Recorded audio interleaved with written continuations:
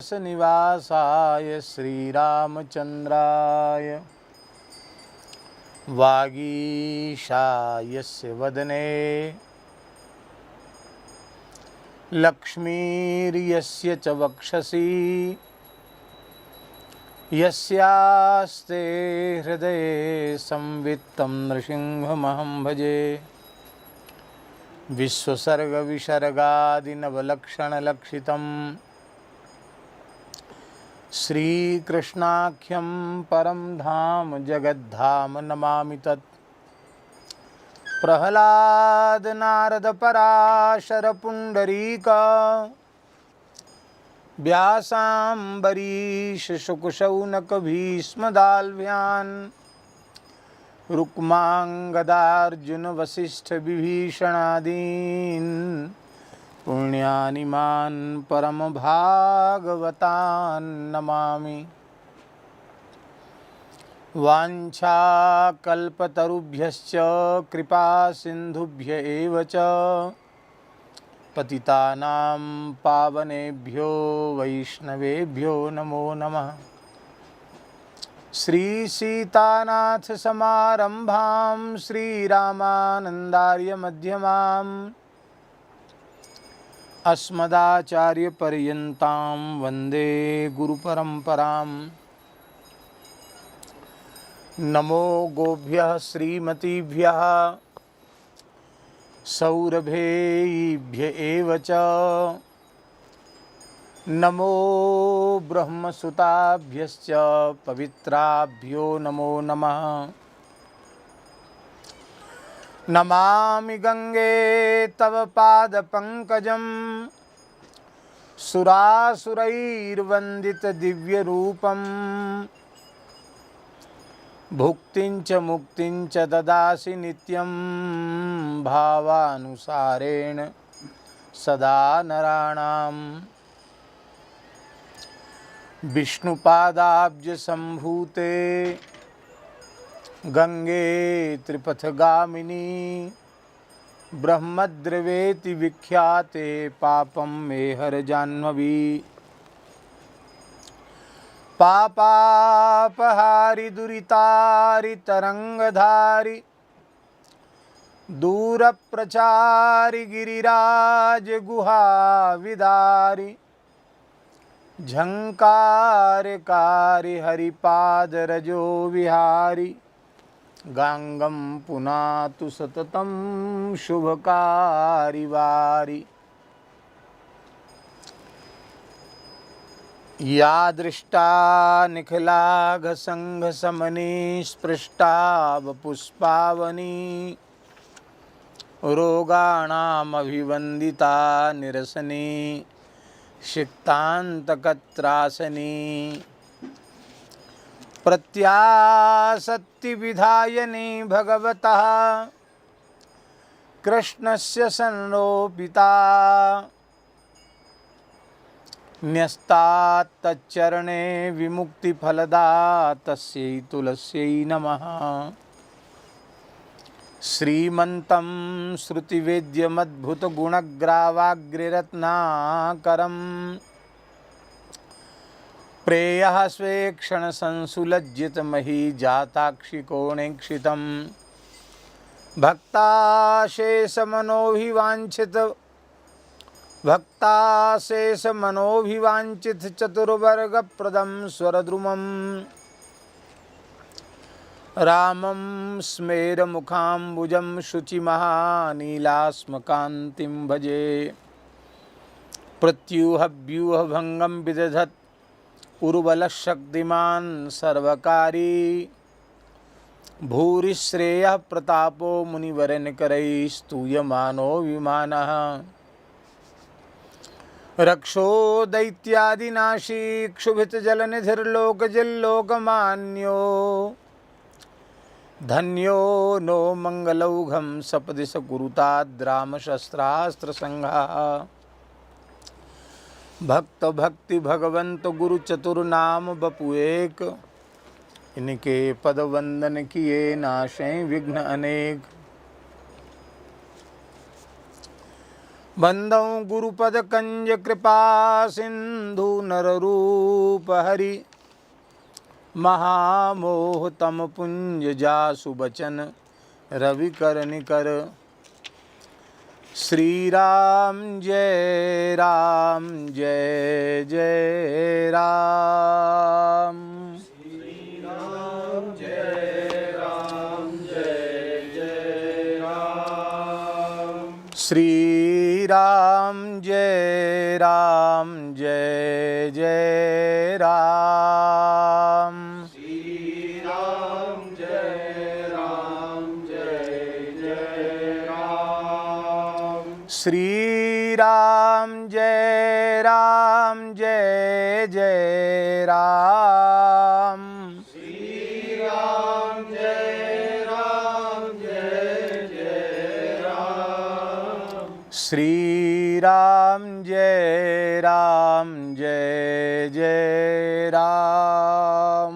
श्री राम जय जय राम। सीताराम जय सीताराम।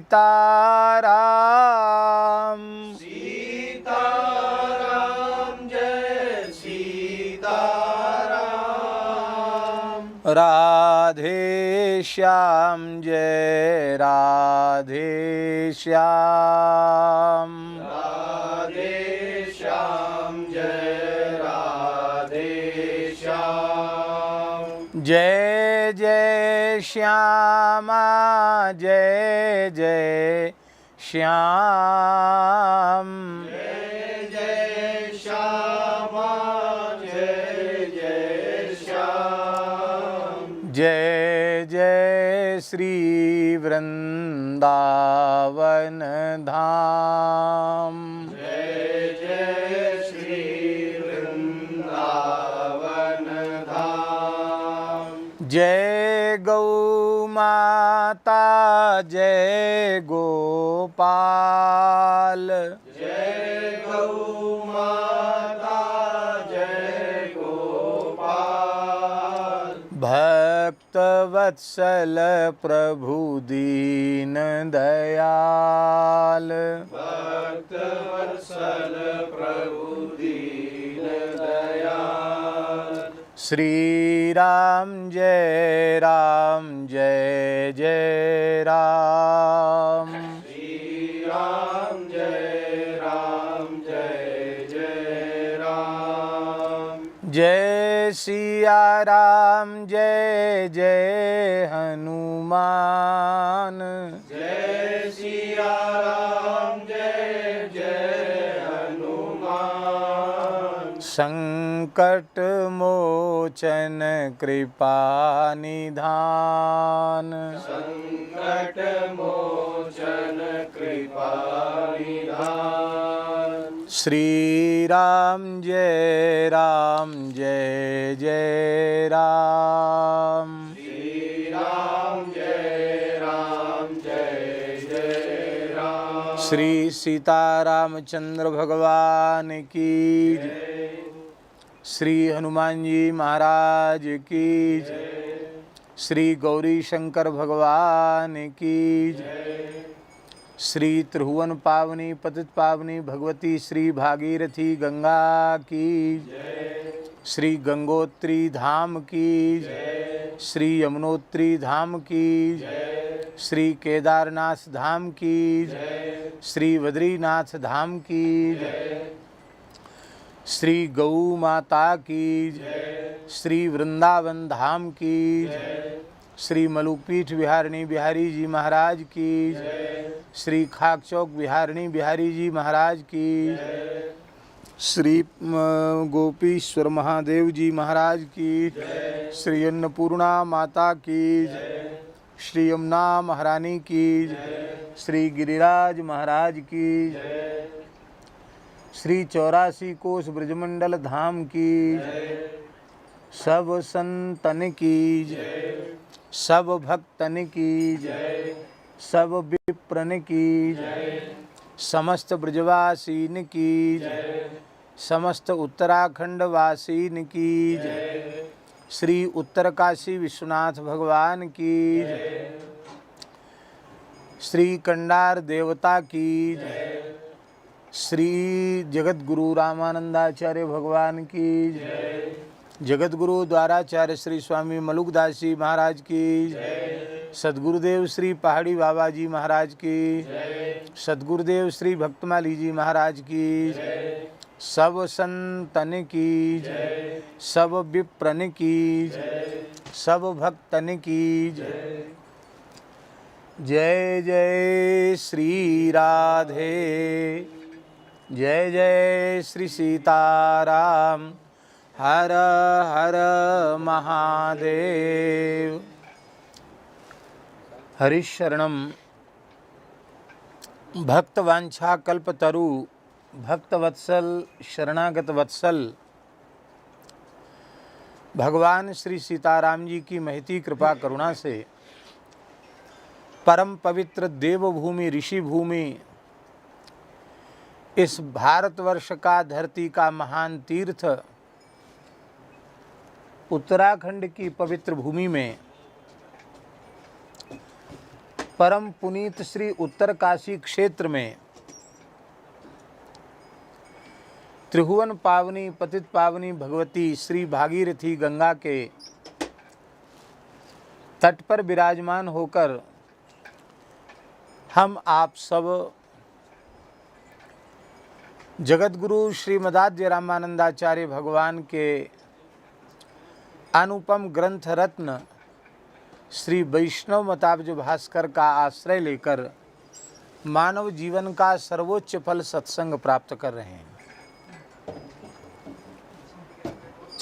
केवल क्रम की स्मृति बनी रहे, इसके लिए हम एक बात कह रहे हैं कि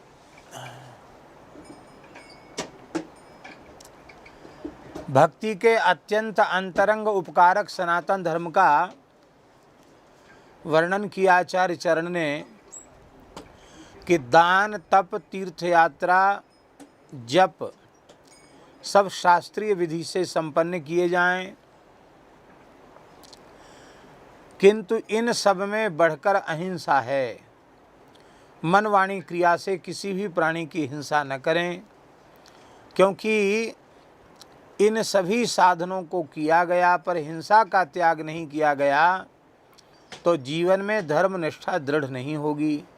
इसलिए अपनी धर्म वृद्धि के लिए और धर्म निष्ठा दृढ़ करने के लिए अहिंसा रूपी महान व्रत का निष्ठापूर्वक पालन करते हुए दान तप तीर्थ यात्रा और जप ये 4 साधन करने चाहिए, क्योंकि अहिंसा से बढ़कर के दूसरा कोई शुभ कर्म नहीं है। ये बात पहले कही जा चुकी है आचार्य चरण के द्वारा। फिर इसके बाद उन्होंने आगे ये भी कहा कि जैसे नदियाँ हिमालय से निकलती हैं, कुछ विंध्य पर्वत से निकलती हैं, कुछ सह्य पर्वत से निकलती हैं, पूर्व पश्चिम उत्तर दक्षिण से नदियाँ निकलती हैं और वे सभी नदियाँ टेढ़े वेढ़े रास्तों से चलकर घूम घाम कर अंत में सब समुद्र में पहुँच जाती हैं। आश्रय सबका समुद्र होता है, अंतिम आश्रय। ऐसे ही जिस भाग्यशाली साधक ने मन वाणी क्रिया से किसी भी प्राणी को पीड़ा न पहुंचाने का व्रत ले रखा है, समस्त प्रकार के धर्म वे घूम फिर के, समस्त प्रकार के दिव्य सद्गुण घूम फिर करके उस धर्मनिष्ठ व्यक्ति में आकर के विराजमान हो जाते हैं, प्रतिष्ठित हो जाते हैं। और हिंसक, बोले हिंसक तो वस्तुतः भगवान की ही हिंसा कर रहा है, क्योंकि भगवान चर में भी स्थित हैं और भगवान अचर में भी स्थित हैं। सर्वत्र भगवान स्थित हैं। जैसे कपड़े में धागे के अलावा कुछ नहीं होता है, ऐसे ही इस पूरे ब्रह्मांड में भगवान के अतिरिक्त कोई दूसरी वस्तु नहीं है, सब कुछ भगवान ही है। जैसे काष्ठ में, लकड़ी में व्याप्त अग्नि दिखाई नहीं पड़ती, पर अरणि मंथन के समय 2 लकड़ियों की रगड़ से अग्नि उत्पन्न हो जाती है। ऐसे ही सर्वत्र भगवान विद्यमान हैं। प्रहलाद जैसे भक्त की निष्ठा की रगड़ जैसे ही लगती है तो भगवान को खम्भ फाड़ के भी नृसिंह रूप में प्रकट होना पड़ता है। इसलिए जंतु हिंसकः हरेः घातकः, जो प्राणी हिंसा करने वाला है वो तो भगवान का घातक है। माने वहाँ भगवान की ही वह हिंसा करता, भगवान का ही तिरस्कार करता है। हिंसा के बिना मांस प्राप्त नहीं होता, इसलिए मांस भक्षण और हिंसा 2 अलग अलग नहीं हैं। बड़े दुर्भाग्य की बात है, एक मत विशेष ने, जिसने अपना नारा तो यही दिया कि अहिंसा ही श्रेष्ठ धर्म है, पर उस मत विशेष ने अहिंसा की दुहाई दे करके मांस खाना बंद नहीं किया।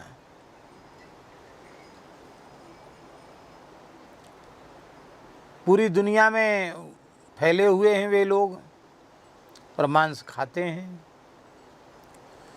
कहते नहीं इसमें कोई हिंसा नहीं है, क्योंकि जो अपने हाथ से की गई हिंसा है वही हिंसा है। कोई करते हैं, बेचते हैं, बाजार में मिलता है, खाते हैं, उसमें कोई हिंसा नहीं। लेकिन हम एक प्रश्न करते हैं, मांसभक्षी मांस भक्षण करना छोड़ दें तो ये बधशालाएं पशुओं की जो खुली हैं ये खुलेंगी? मांस खाना छोड़ दें तो मांस की दुकान खुलेंगी? मांस के होटल खुलेंगे? इसका मतलब है कि इतने निरीह प्राणियों की हत्या कराने का पाप मांस खाने वालों के सिर पर ही है। इसलिए चाहे जलचर प्राणी हो अथवा थलचर प्राणी हो, पशु हो अथवा पक्षी हो, नभचर प्राणी हो, किसी भी प्राणी की हत्या नहीं करनी चाहिए, किसी भी प्राणी का मांस नहीं खाना चाहिए। दया को धारण करना चाहिए, प्रत्येक प्राणी के ऊपर दया करना चाहिए, क्योंकि यह हिंसा, मांस भक्षण रूप भयंकर पाप यह अधोगति की ओर ले जाने वाला है। इसलिए भव भीति से बचने के लिए हमें हिंसा का त्याग करना चाहिए। हमने इसी प्रकरण में यह भी कहा था, यज्ञीय हिंसा का भी हमने स्मरण किया था और यह निवेदन किया था कि जगतगुरु श्री मदाद्य रामानंदाचार्य भगवान का यह अभिमत है कि किसी भी प्रकार की हिंसा नहीं होनी चाहिए। और जब उस श्रौत विधि के दूसरे विकल्प, शास्त्रीय विकल्प उपलब्ध हैं तो उन उपलब्ध विकल्पों का आदर करते हुए और उस विधि की रक्षा क्यों नहीं की जाती है, उस विधि की रक्षा की जा सकती है। ये आचार्य चरण के कहने का प्रयोजन है। अब आगे आचार्य चरण कह रहे हैं, ये क्रम है। इस प्रकार से अपने जीवन में अहिंसा व्रत को धारण करता हुआ, किसी भी प्राणी का वध न करता हुआ, किसी भी प्राणी का मांस आदि न खाता हुआ, दया को धारण करता हुआ, दान, जप, तीर्थ यात्रा आदि पवित्र साधनों का आश्रय लेता हुआ साधक उसे सदा शुभ कर्म करने का संकल्प लेना चाहिए। क्या संकल्प लेना चाहिए? शुभ कर्म करने का। हमें जानकारी नहीं थी और अनजाने में हमसे बहुत से अशुभ कर्म बन गए, तो उनका प्रायश्चित है। किंतु हम भगवत शरणागत होने के बाद भी यदि अशुभ कर्मों का त्याग नहीं करते हैं तो हम भगवान के हृदय को पीड़ित कर रहे हैं, भगवान को पीड़ा पहुंचा रहे हैं। एक सामान्य सा उदाहरण हम आपको दे रहे हैं। संसार में किसी का भी लड़का कुछ भी ऊटपटांग काम करे तो आपके चित्त पर उसका प्रभाव पड़ता है? नहीं पड़ता है। और मान लो आपका ही पुत्र धर्म विरुद्ध कोई कार्य करे तो आपके चित्त पर प्रभाव पड़ेगा कि नहीं पड़ेगा? क्यों पड़ेगा? क्योंकि आपने स्वीकार कर रखा है कि मैं इसका पिता हूँ और यह मेरा पुत्र है। तो सारी सृष्टि भगवान की है, पर जीव जब भगवत शरणागत हो जाता है तो आचार्य के माध्यम से, सद्गुरु के माध्यम से भगवान स्वीकार कर लेते हैं कि अब यह जीव मेरा ही है। माने वह भगवदीय हो गया, भगवान का हो गया। अब भगवान का होने के बाद उटपटांग काम करोगे तो भगवान के मन में प्रसन्नता नहीं होगी, भगवान के मन में पीड़ा होगी। इसलिए शरणागति के 6 अंग हैं। कितने अंग हैं? 6। उन तभी शरणागति पूर्ण मानी जाती जब 6 अंग उसमें हों। सबसे पहला अंग है शरणागति का आनुकूल्यस्य संकल्पः, शास्त्रानुकूल जीवन जीने का संकल्प।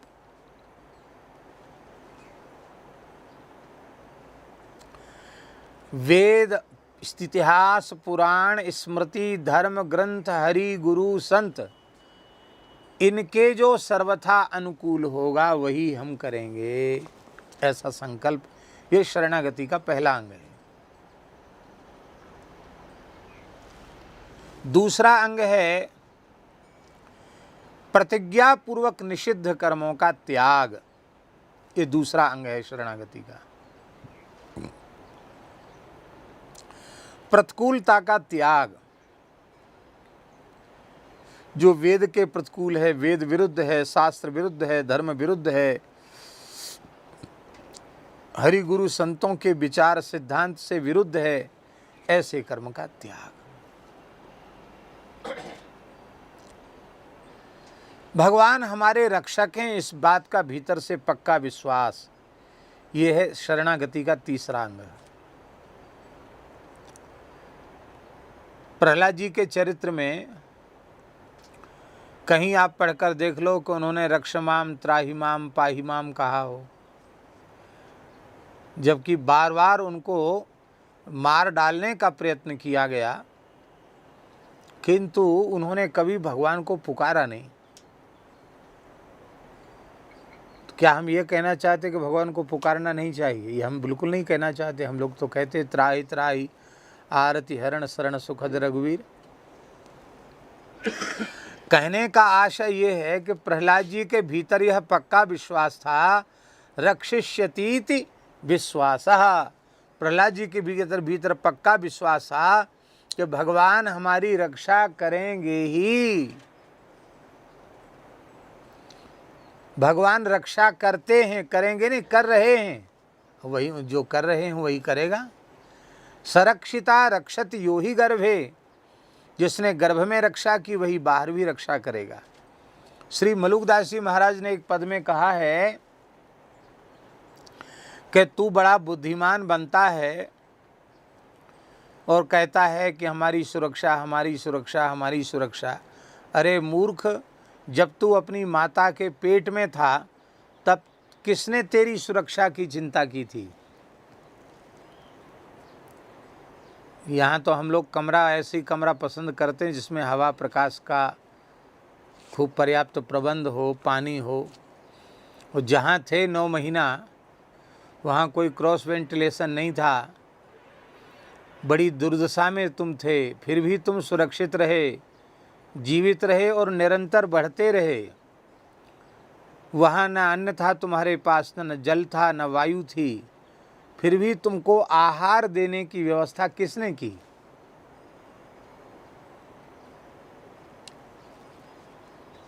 मलुकदास जी कहते हैं कि 9-10 मास गर्भ में पाला, गुप्त ही दूध पिवाया, पता ही नहीं चला, गुप्त ही दूध पिवाया, कहत मलूक सुनोरे भोंदू, सो ठाकुर बिसराया। अरे भोंदू, तुमने उस भगवान को भुला दिया। तो जिसने हमारी गर्भ में रक्षा की, गर्भ के बाहर रक्षा की, वही हमारी रक्षा करेंगे, ऐसा विश्वास। अनेक संत महापुरुष एकाकी विचरण करते हैं पूरी धरती पर। आवश्यक थोड़ी कि कोई गृहस्थ का घर मिल जाए, मठ मंदिर मिल जाए, जंगल में चल रहे हैं। अभी भी कुछ संत चलते हैं तो घोर जंगल में पड़े हुए हैं और निर्भय होकर वहाँ सो जाते हैं। चलते चलते थक गए और खूब बढ़िया से निर्भय होकर खर्राटा लेकर सो गए। कैसे सो गए भाई? वहाँ कोई सुरक्षा तो है नहीं, शेर खा जाए तो, कोई हिंसक जीव आक्रमण कर दे तो, उनको विश्वास है कि भगवान हमारे रक्षक हैं। हमारे पूज्य गुरुदेव श्री पहाड़ी बाबा जी के जीवन की एक घटना है। महाराज जी पैदल पैदल जा रहे थे उज्जैन की ओर, रेलवे लाइन का सहारा लेकर के। तो आसपास में, अब पुरानी बात है, अंग्रेजी शासन था, ये बात होगी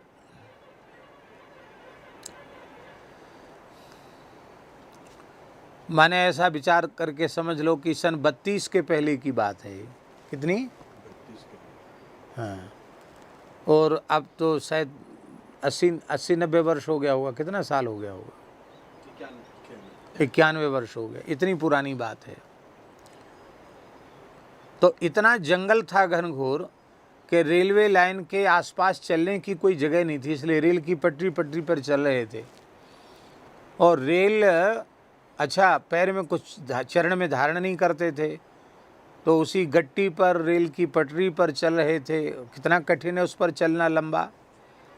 और चलते चलते बहुत थक गए और कहीं लेटने की जगह नहीं थी। राम जी के सहारे रेल की पटरी पे तो रखा सिर और दूसरी पटरी पर रख के अपने चरण और आधा का भाग बीच में, और ऐसे ही सो गए।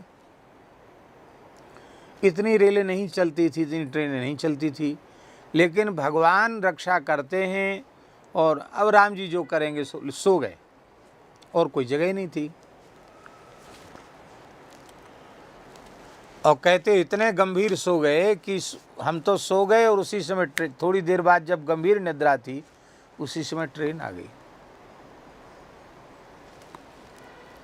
और रेल आ गई रात का समय, और हम यह हैं और ट्रेन है वहाँ उस जगह, वो जो है ना सीढ़ी, उतनी जगह ट्रेन। आप विचार कर सकते हो कि उतनी दूर से यहाँ आने में कितना टाइम लगेगा।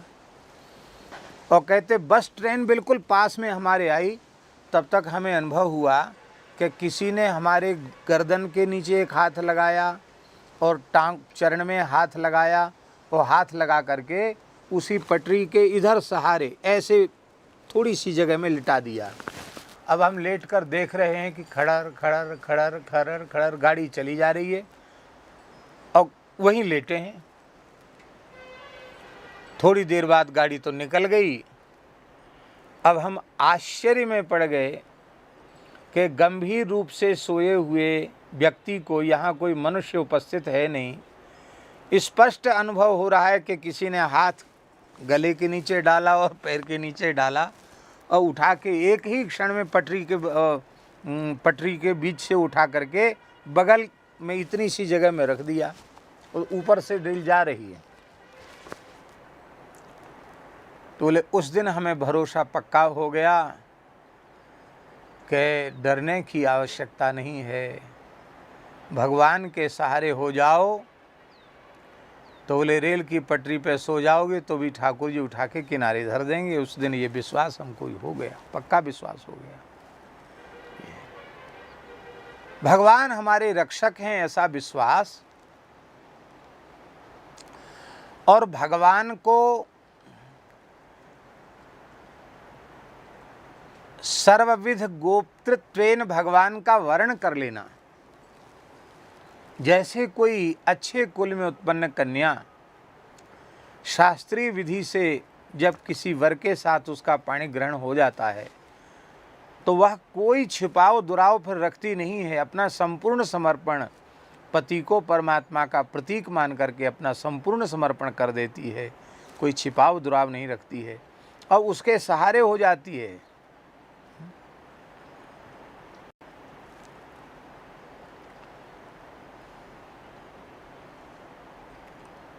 देखो,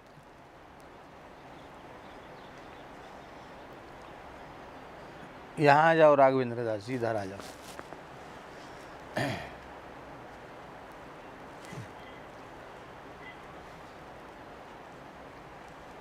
वाल्मीकि रामायण का एक श्लोक है, बहुत प्यारा श्लोक है। रावण जब भगवती श्री जानकी जी को पीड़ा पहुंचा रहा है, उनको धर्षित कर रहा है, दुर्वचन कह रहा है, डांट फटकार कर रहा है, उस समय भगवती श्री सीता जी ने कहा, ये बहुत ऊंची बात कहने जा रहे हैं हम। श्री किशोरी जी कह रही है, माता जी कह रही हैं, असंदेशात्तु रामस्य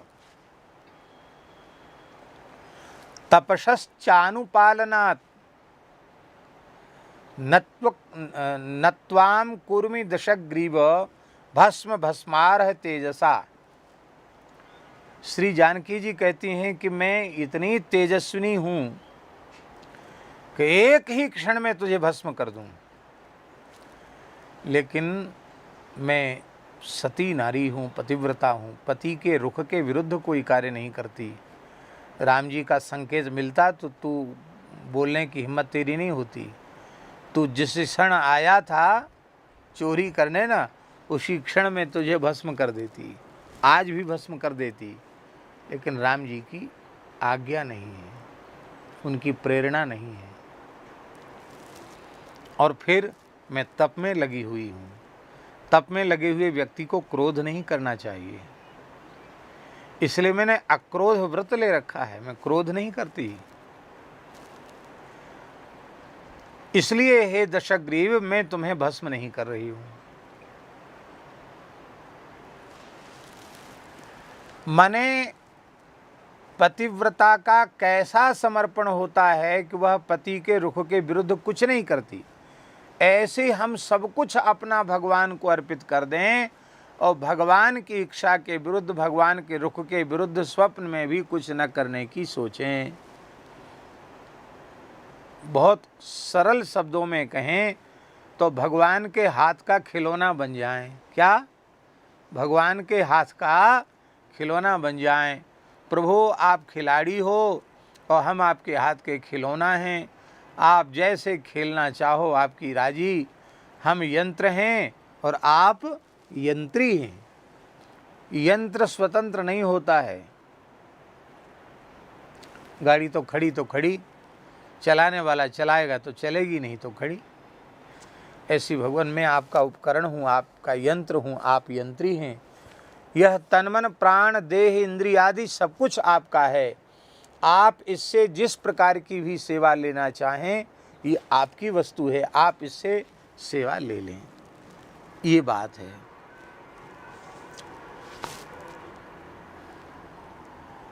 अपना सर्वस्व भगवान के चरणों में निवेदन कर देना, कुछ बचा के न रखना, यह है आत्मनिक्षेप। 5वां अंग है शरणागति का, और 6ठा अंग शरणागति है का है कार्पण्यम। कार्पण्यम का अर्थ है दीनता। इतना सब कुछ होते हुए भी मन में कभी अहंकार उत्पन्न न हो जाए, दीनता का भाव मन में बना रहे। अहं शून्य होने का साधन केवल दीनता है। अभी श्रीमद् देवी भागवत में एक श्लोक आया, अहंकार जयं कृत्वा सर्वदा सुखभाग भवेत। अहंकार को जीत करके सुख को प्राप्त कर सकता है मनुष्य। और एक आगे तो इतना अद्भुत भगवान व्यास ने कहा है, उन्होंने कहा तस्मात् महताम अपि आत्मशुद्धि ही सुदुर्लभा। बड़े बड़े महान तपोधन ऋषियों की भी आत्मशुद्धि दुर्लभ है। उनमें भी क्रोध देखा जाता है, समय आने पर उनमें भी काम देखा जाता है, वो भी एक दूसरे से लड़ते झगड़ते दिखाई पड़ते हैं। क्यों? चित्त शुद्धि क्या है? बोले अहम से रहित अंतःकरण होना यही चित्त शुद्धि है। और अहंकार को नष्ट करने का सबसे सरल साधन है दीनता। क्या? दीनता। विनय पत्रिका में गोस्वामी जी ने कहा, यह दरबार दीन को आदर रीति सदा चले आई। विनय पत्रिका में गोस्वामी जी की दीनता देखो, आह क्या कहना।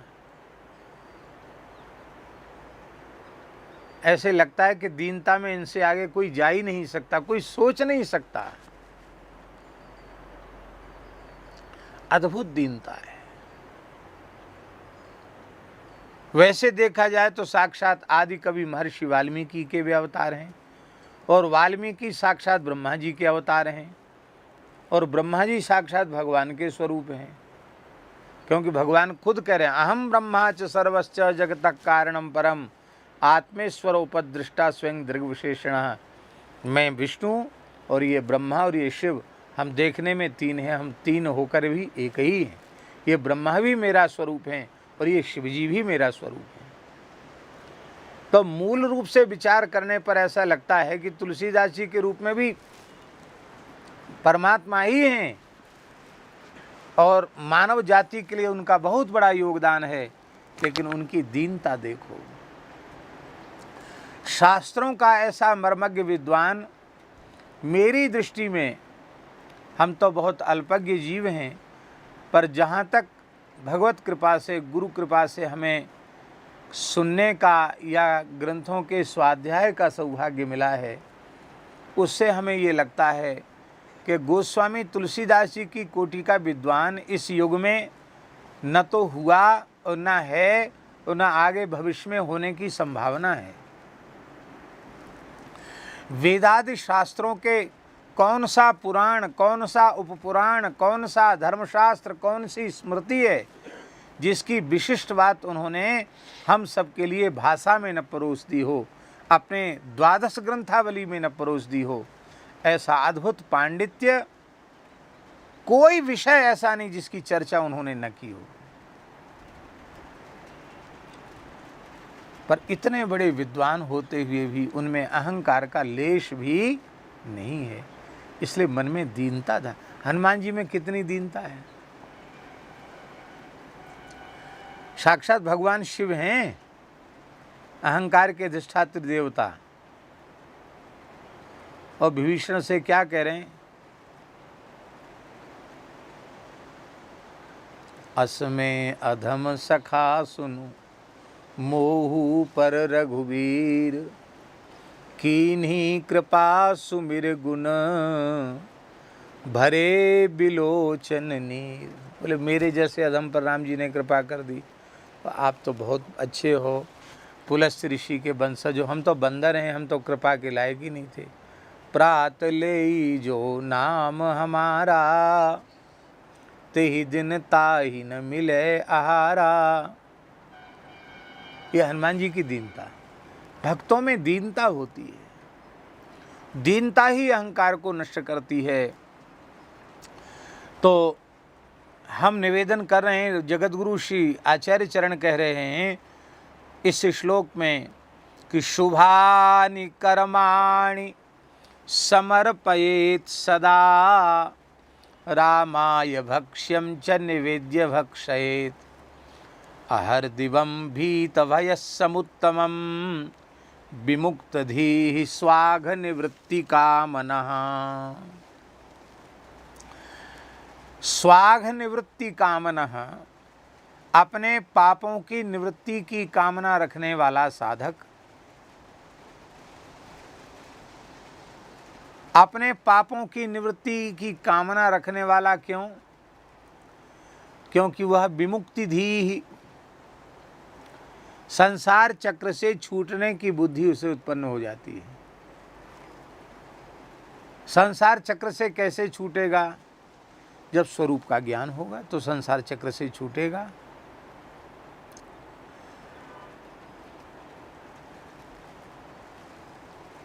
प्राप्य परमात्मा का ज्ञान,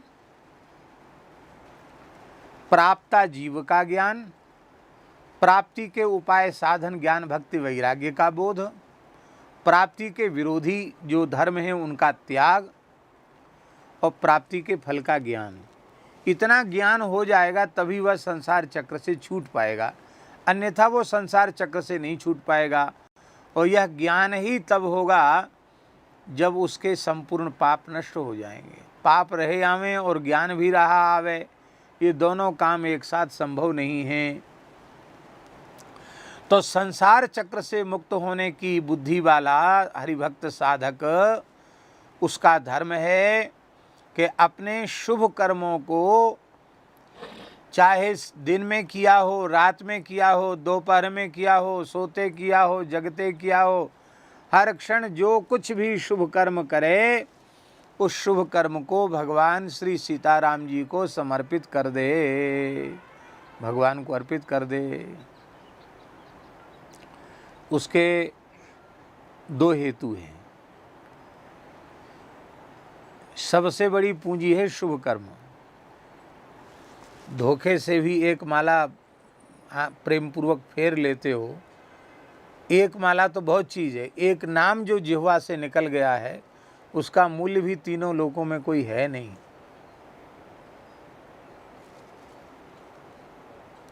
एक नाम भी, उसकी कीमत कोई नहीं है। और इतनी अमूल्य निधि संपत्ति, साधन की संपत्ति, उसका आप अर्जन कर रहे हैं और आपने तो मेहनत से कमाई और चोर डकैतों को पता चल गया कि ये तो पंडित जी तो बड़े मालदार हैं, और उन्होंने लूट लिया और मार पिटाई और ऊपर से की, तो आपको कितनी पीड़ा होगी। और आपने तिजोरी में धर दिया, बैंक में जमा कर दिया, सुरक्षित स्थल पर पहुंचा दिया। तो सुरक्षित स्थल पर पहुंचा दिया तो आपको चिंता रहेगी कि कोई चोर ले जाएगा, कोई डकैती पड़ जाएगी, कोई चिंता नहीं रहेगी। ये सरकारी जो संस्थाएं हैं, ये तो कब डूब जाएं, कब नष्ट हो जाएं, इसका कोई ठिकाना नहीं। पर भगवान के चरण कमल में जो शुभ कर्म अर्पित किया जाएगा वो किसी भी काल में नष्ट होने वाला नहीं है। यहाँ मरने के बाद कोई संसार की बैंक आपको कुछ नहीं देगी। मरने के बाद किसी का जन्म हो जाए, पूर्व जन्म की स्मृति हो, और उस स्मृति के आधार पर बैंक का खाता नंबर सब कुछ याद करके वहाँ पहुँच जाए कि मैं अमुक व्यक्ति हूँ, मर गया था, अब यहाँ पैदा हुआ हूँ, मैंने इतना पैसा इकट्ठा किया था, लाओ हमको दो। बैंक देगी उसको? 100 प्रमाण दे दे तो भी नहीं देगी। क्यों नहीं देगी?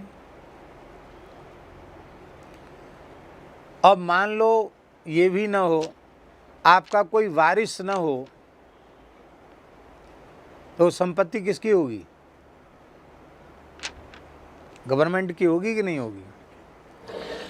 और जब युद्ध की भीषण परिस्थिति दुर्भाग्य से किसी भी देश पर आती है, उसमें किसी की कोई संपत्ति नहीं होती है। सरकार के खजाने में स्थित जो भी धन है, चाहे जनता का है, कहीं का भी है, वो सारा धन राष्ट्र का होता है। उस राष्ट्र की रक्षा में आप ये नहीं कह सकते कि हमारा ट्रस्ट है, यूँ है, त्यों है, हमारा पैसा आप नहीं ले सकते। कह सकते हैं क्या? राष्ट्र सर्वोपरि है, ऐसा होना भी चाहिए, अच्छी बात है। लेकिन हम निवेदन यह कर रहे हैं कि भगवान के चरण कमल कैसे हैं कि उनमें शुभ कर्म अर्पित करने के बाद दिन दिन बढ़त सवायो। क्या पूरे संसार में बताओ ऐसी कोई बैंक हो जिसमें कुछ जमा कर दो, थोड़ी बहुत पूंजी, और प्रतिदिन 1.25 गुनी बढ़ जाए? ऐसी कोई बैंक है? भगवान के चरण कमल ऐसी बैंक है। भगवान के चरण कमलों में शुभ कर्म अर्पित कर दो तो वह निरंतर वृद्धि को प्राप्त होगा, वो कभी क्षीण होगा नहीं। इसलिए शुभ कर्म करो। बड़ी ऊंची बात कह दी कि सर्व कर्म समर्पण, तो अशुभ भी अर्पित कर दो। नहीं भैया, एक बार शरणागति के समय शुभाशुभ सब अर्पित हो गए, पर शरणागत होने के बाद तो फिर शुभ कर्म का ही संकल्प करना चाहिए, अशुभ कर्म करने का संकल्प नहीं करना चाहिए। शुभ कर्म करने का ही संकल्प करना चाहिए। तो शुभानि कर्माणि समर्पयेत सदा, सदा सर्वदा शुभ कर्म अर्पित करे। प्रातःकाल संध्योपासन करते हैं, द्विजाति करना चाहिए। द्विजाति से जो इतर हैं उन्हें आमंत्रक करना चाहिए और द्विजातियों को समंत्रक करना चाहिए। करने के बाद क्या करना चाहिए? कृतेन संध्या वंदनाख्य कर्मणा श्री सीतारामचंद्रौ प्रीयेताम नमम श्री सीतारामचंद्रार्पणमस्तु, अथवा श्री लक्ष्मी नारायणार्पणमस्तु, अथवा श्री राधा कृष्णार्पणमस्तु, अथवा ओम तत्सत ब्रह्मार्पणमस्तु। कुछ तो कहना पड़ेगा। शाम सदा शिवार्पणमस्तु। अपने इष्ट के चरणों में उसको निवेदित करना चाहिए। हम जो कुछ करते हैं वो किस लिए करते हैं? धर्म का लाभ, पुण्य का लाभ, पाप का नाश, ये सब गौण है। हमारे पवित्र कर्मानुष्ठान का प्रयोजन है भगवान का मुखोल्लास। क्या है? भगवान ने वेद रूप से इन शुभ कर्मों को करने की आज्ञा दी है, और जब हम भगवान की वाणी वेद की जो आज्ञा है उसका पालन करेंगे तो भगवान मुस्कुराएंगे, भगवान प्रसन्न हो जाएंगे। इसलिए संकल्प में कहना चाहिए भगवद मुखोल्लासार्थम प्रातः संध्योपासन कर्माहं करिष्ये, अथवा मध्याह्न संध्योपासन कर्माहं करिष्ये, अथवा सायं संध्योपासन कर्माहं करिष्ये। यज्ञोपवीत धारण करते तो भी कहते अनेन कृतेन यज्ञोपवीत धारणाख्य कर्मणा श्री नारायण प्रीयताम नमम, अथवा श्री रामचंद्र प्रीयताम नमम श्री रामचंद्रार्पणमस्तु कहना चाहिए। कहते हैं अपने शुभ कर्मों को भगवान को अर्पित कर दें। उससे एक लाभ तो ये होगा कि जो काम क्रोध लोभ आदि बड़े भयंकर डकैत पीछे लगे हुए हैं तुम्हारी सुकृत रूपी संपत्ति को लूटने में, जब भगवान के चरण कमल रूपी कोष में वो सुरक्षित हो गई तो उनको फिर लूटने की हिम्मत नहीं पड़ेगी। वो सुरक्षित हो गया, वहाँ तक तो उनकी पहुँच नहीं है। सरकारी बैंक भले ही लूट जाए, पर भगवान के चरणों में जो शुभ कर्म अर्पित किया वो कभी लूटने वाला नहीं है। दूसरा सबसे बड़ा लाभ होगा, बहुत ध्यान से सुने इस बात को, दूसरा सबसे बड़ा लाभ यह होगा कि हमें सत्कर्म करने का अभिमान नहीं रहेगा।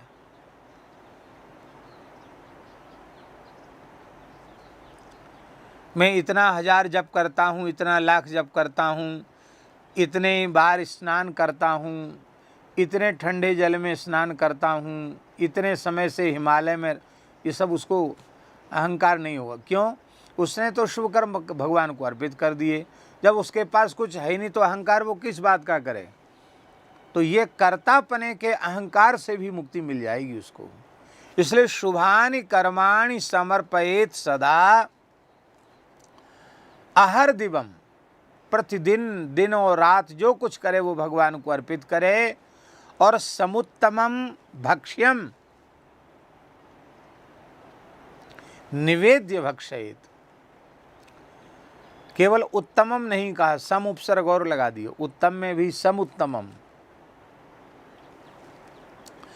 अत्यंत श्रेष्ठ सात्विक भक्ष्य पदार्थ जिसको खाने की शास्त्र आज्ञा है कि ये खाना चाहिए, ये नहीं खाना चाहिए, जो शास्त्र विहित सात्विक भक्ष्य पदार्थ है उसको बड़ी पवित्रता से रसोई बना करके और अपने आराध्य को निवेदित करना चाहिए।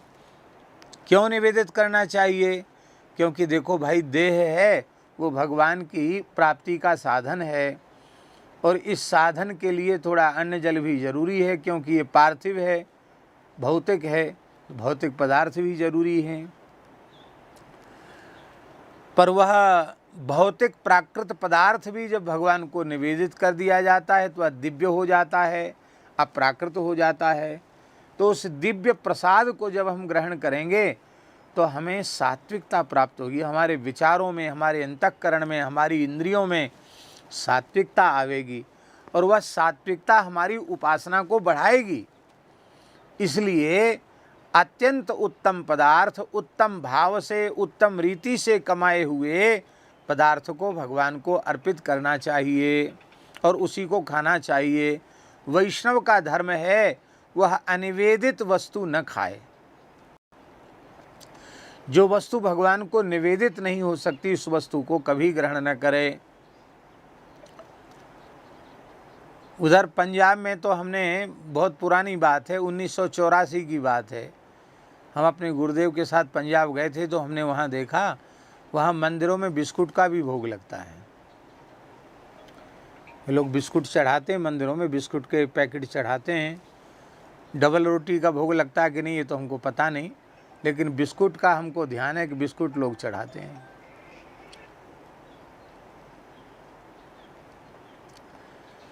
अब बहुत से आधुनिक विचार वाले लोग जो ठंडा पीने की जो बोतलें होती ना, क्या कहते हैं उनको, कई तरह के जूस होते हैं ठंडे पीने वाले, कहते हैं हमारे तो बाल गोपाल हैं, इनको तो वो भी पीने के लिए रख देते हैं, वो भी मंदिरों में चढ़ा देते हैं, कहते हैं भगवान को भोग लगता है। लेकिन वस्तुतः यह अशास्त्रीय आचरण है, ये शास्त्रीय आचरण नहीं है। क्योंकि भगवान को क्या अर्पित करना चाहिए क्या अर्पित नहीं करना चाहिए, इसमें आपकी केवल बुद्धि प्रमाण नहीं है, इसमें शास्त्र प्रमाण है। देखिए इससे क्या होगा, बोले इस प्रकार का जीवन जब आप जिएंगे तो सदा वीत भयः, आपके भय की निवृत्ति हो जाएगी, आप भय रहित हो जाएंगे। और भय रहित जीव कब होता है, उपनिषद में लिखा है कि अथ सोभयं गतो भवति, तैत्तिरीय उपनिषद में अभय पद को प्राप्त कर लेता है। ब्रह्मानंद की उपासना करने वाला उसे किसी से भय नहीं होता। आनंदम ब्रह्मणो विद्वान न विभेति कुतश्चन, यह तैत्तिरीय उपनिषद का मंत्र है। इस प्रकार से वो ब्रह्म विद्या का फल है अभयत्व की प्राप्ति, अभयता की प्राप्ति। और ब्रह्म विद्या अभयता की प्राप्ति या मोक्ष की प्राप्ति या संसार चक्र से छूटना, ये अलग अलग बातें नहीं है, एक ही बात है, अथवा भगवान का दर्शन। इसलिए संसार बंधन से मुक्त होकर परब्रह्म श्री सीताराम जी का सदा सर्वदा दर्शन करना और निरंतर उनकी सेवा करना, निष्काम भाव से प्रेम पूर्वक सेवा करना, वैष्णवों के सिद्धांत में यही मोक्ष है। इस प्रकार का मोक्ष प्राप्त हो जाता है। भगवान ने स्पष्ट कहा, यत् करोषि यदस्नासि यत् जुहोषि ददासि यत् तपस्यसि कौन्तेय तत्कुरुष्व मदर्पणम। तुम जो कुछ करते हो, जो कुछ खाते हो, हवन करते हो, दान देते हो, तप करते हो, वह सब कुछ मुझे ही अर्पित कर दो, ऐसा भगवान ने कहा है। भोजन के दो उद्देश्य हैं, एक मुख्य है और एक गौण है। मुख्य क्या है? मुख्य ये है कि ये शरीर भगवान की प्राप्ति का साधन है। मुख्य क्या है? मानव शरीर भगवान की प्राप्ति का साधन है। तो इस साधन को इस प्रकार का बना के रखना कि इससे साधन बन सके और इसी शरीर से इसी जन्म में भगवत प्राप्ति हो सके। ये तो हो गया मुख्य प्रयोजन। और गौण प्रयोजन क्या हुआ? गौण प्रयोजन हुआ हमारा स्वास्थ्य बढ़िया रहे, खूब चक रहें, हॉस्पिटल में न जाना पड़े, गोली वोली न खाना पड़े, हम बीमार न पड़े, हम ठीक रहें। पर ठीक किस लिए रहें ये विचार नहीं लोग करते। योग कोई आज का नहीं है। योग जो है हमारी साधना उपासना पद्धति का अभिन्न अंग है, जिसे वेद में अष्टांग योग कहा गया है। यम नियम आसन प्राणायाम प्रत्याहार धारणा ध्यान और समाधि, ये 8 अंग हैं योग के। लेकिन केवल शारीरिक स्वास्थ्य उसका प्रयोजन है क्या? भगवत साक्षात्कार या ब्रह्म साक्षात्कार, आत्म, यही उसका प्रयोजन है। अष्टांग योग के मार्ग पर चलकर असंप्रज्ञात समाधि तक पहुंचना, ये उसका फल है। अब सब दुनिया योग नहीं, जब तक योग था तब तक लोग आकर्षित नहीं थे। अब अंग्रेजों ने योग को योगा बना दिया। अंग्रेजी भाषा के प्रभाव से योग अब योगा हो गया। इन दोनों हम भी योगा कर रहे हैं, योग नहीं योगा। शरीर को स्वस्थ रखने के लिए डॉक्टर बोलते हैं, चलो ठीक है, सबकी बात मान लेते हैं। लेकिन स्वस्थ शरीर का प्रयोजन क्या है?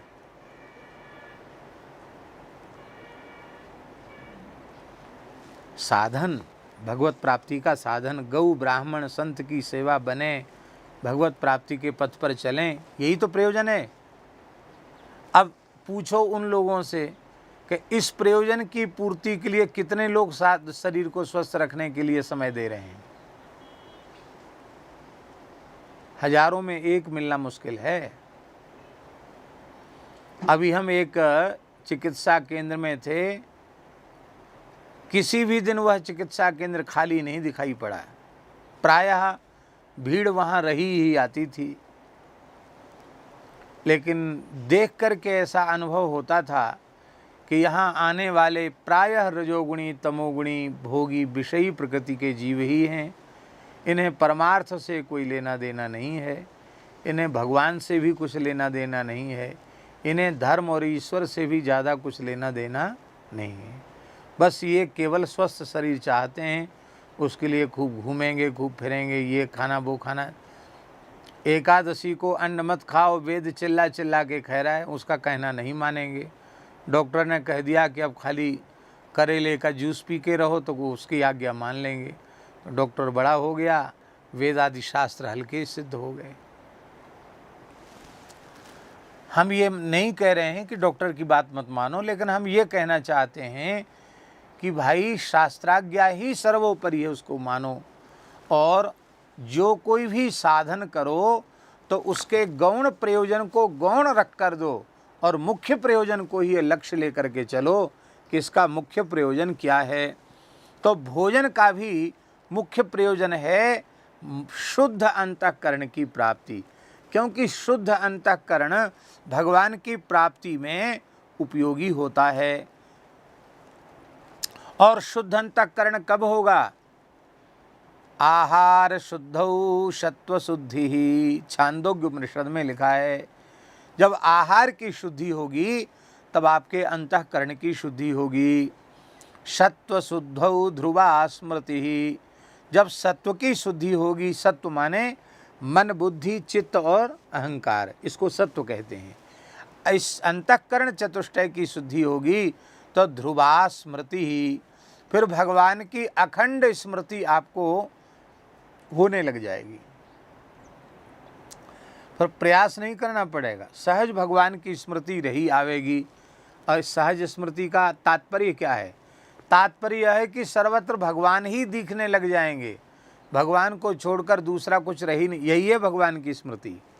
हमारे पूज्य सद्गुरुदेव श्री भक्तमाली जी महाराज, उनको किसी भी व्यक्ति वस्तु पदार्थ में परमात्मा ही दिखाई पड़ते थे, दूसरा कुछ दिखाई नहीं पड़ता था। ऐसा दिव्यतम आध्यात्मिक उनका जीवन था।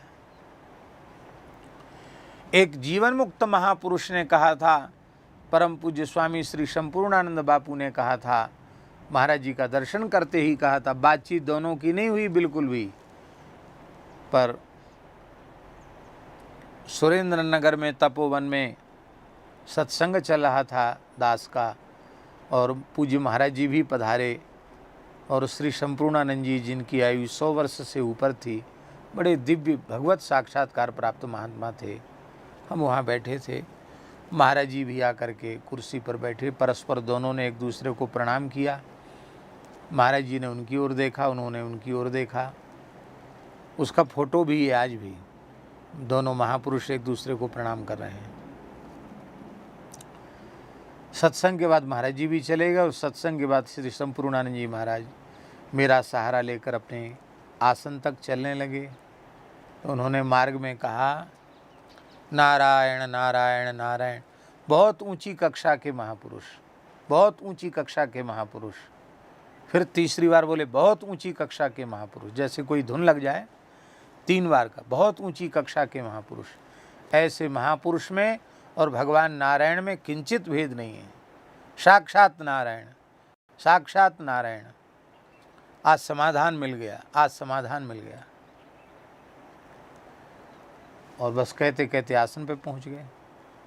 हम कुछ नहीं बोल रहे हैं, हम तो केवल उनको वो हमारे कंधे पर हाथ रखे थे, केवल सहारा देकर चल रहे हैं। वृद्ध थे वो, आसन पर बैठे तो बोले संपूर्णानंद झूठ नहीं बोलता। बहुत ऊंची कक्षा के महापुरुष हैं, साक्षात भगवान हैं। महाराज जी के लिखा नारायण साक्षात नारायण है। और हमने कहा जो हमको समाधान मिल गया उसका आशय तुमने समझा? हमने कि नहीं समझा महाराज जी। उन्होंने कहा हमारे कहने का आशय ये है, ये बात जो है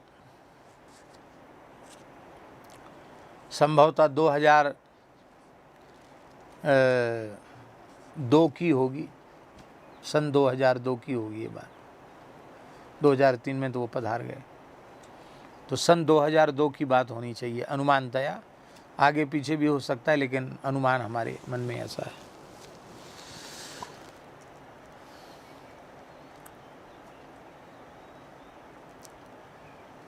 तो अब उस समय हमारी अवस्था भी कम रही, तो उन्होंने कहा कि आप जब बोलते हैं सत्संग में तो कई बातें ऐसी बोलते हैं कि जो पुस्तक पढ़ के नहीं बोली जा सकती है या चिंतन करके भी नहीं बोली जा सकती है। वो ऐसी चीज़ होती है जो कई जन्मों की साधना करने के बाद जो बात समझ में आवे, ऐसी बात आपकी वाणी से कई बार निकलती है। तो बोले हम अपने मन में सोचते हैं, विचार करते थे कि अभी तो इनकी अवस्था कम है, बहुत अधिक स्वाध्याय करने से भी ऐसा तो होता नहीं। किसी भी नए से नए विषय पर एक अद्भुत बात कहते हैं, कहाँ से कहते हैं। फिर कोई तपस्या भी नहीं दिखती, जन्मांतरीय कोई प्रबल साधन हो सकता है, संभवतः वह हो, ये बातें मन में आती थी। लेकिन गुरुदेव का दर्शन करके यह समझ में आ गया कि आपका तो शरीर है, गुरुदेव बोलते हैं, इसलिए आप जो कुछ कहते हैं वो बिल्कुल सही है। अब समाधान हो गया कि आप अपनी ओर से नहीं बोलते हैं, जो कुछ कहते हैं वो गुरुदेव भगवान की कृपा से बोलते हैं। ये बात उन्होंने कही। हमने महाराज जी से कहा, महाराज जी संपूर्णानंद जी महाराज आपके संबंध में ऐसा कर। महाराज जी बोले वो तो महात्मा हैं, सारी सृष्टि को ही नारायण रूप देखते हैं, उसी सृष्टि में हम भी आ गए, इसमें कोई विशेषता की बात नहीं है। महात्माओं की दृष्टि ही ऐसी होती है, हमारे ऊपर उसको कोई बहुत बड़े महत्व की चीज़ वो नहीं है। ऐसा उन्होंने बड़े हल्के से लिया, उसको कोई बहुत वो नहीं किया। तो हम कहते स्मृति क्या है, ध्रुवा स्मृति क्या है? सब जगह भगवान हैं, यह अनुभव करके उनको देखना, अनुभव करना, विश्वास करना कि यहाँ भगवान हैं, इसको कहते ध्रुवा स्मृति। और स्मृति लंबे सर्वग्रंथी नाम विप्रमोक्षाः।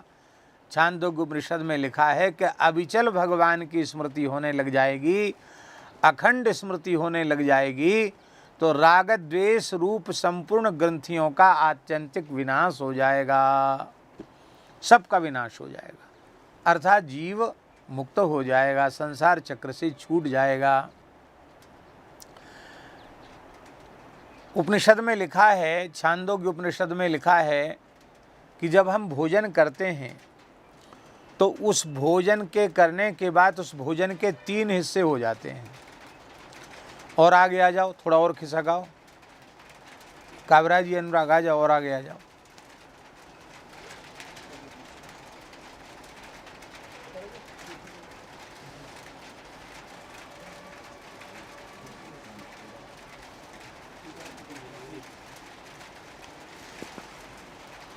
जो कुछ भी अन्न हम खाते हैं उस अन्न के 3 हिस्से हो जाते हैं खाने के बाद। कौन कौन?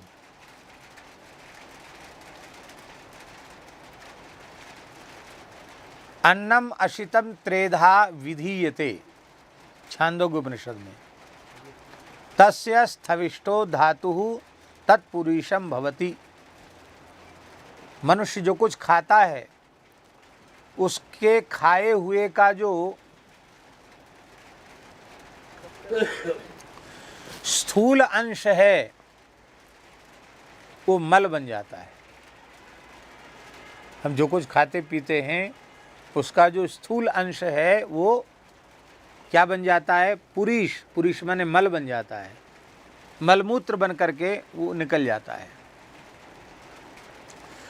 उस खाए हुए का जो मध्यम अंश होता है वो मांस, रक्त आदि बन जाता है उसका।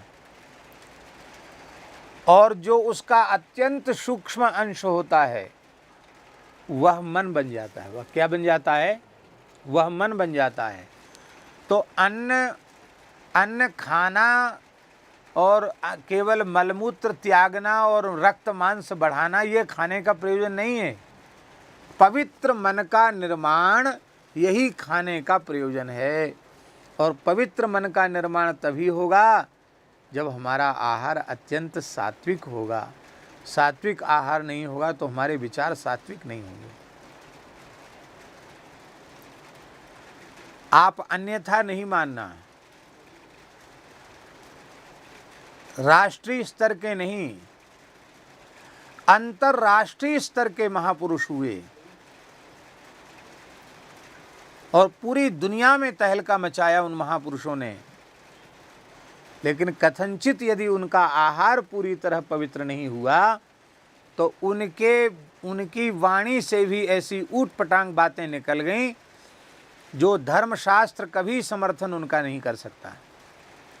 वे ऊंची कक्षा के महात्मा थे, हम उनको प्रणाम करते हैं, हमारी श्रद्धा में कोई अंतर नहीं है। लेकिन पूर्णतया शुद्ध आहार न होने के कारण और कई बातें ऐसी उनके मुंह से निकल गई, उनके प्रवचन में या उनकी पुस्तकों में निकल गई जो धर्मशास्त्र से सम्मत नहीं है।